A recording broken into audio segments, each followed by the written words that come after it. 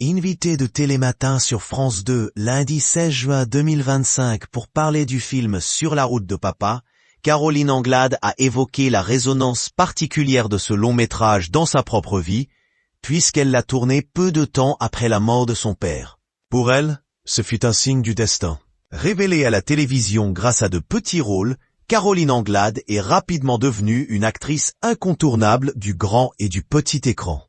Mercredi 18 juin 2025, elle sera d'ailleurs à l'affiche du film Sur la route de papa, aux côtés de Redouane Bougueraba, dans lequel on suit une famille contrainte de changer ses plans pour les vacances.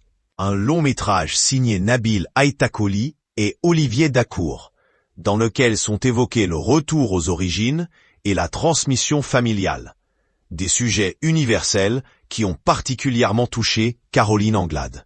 Et pour cause, quelques jours avant de recevoir le scénario, elle a perdu son père. Quand Nabil et Olivier m'ont proposé ce projet, je venais de le perdre tout fraîchement, d'une façon inattendue, soudaine et brutale, a ainsi confié la comédienne sur le plateau de lundi 16 juin 2025. Caroline Anglade à propos de son père. Il est mort en 5 jours.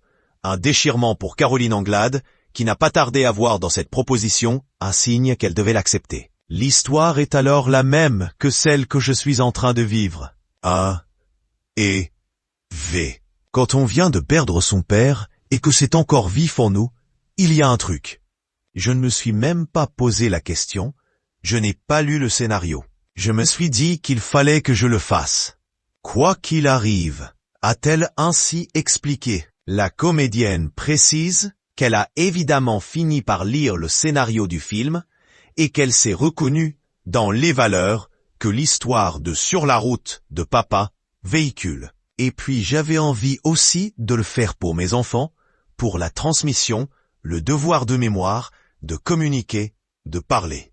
D'être ensemble, a-t-elle conclu.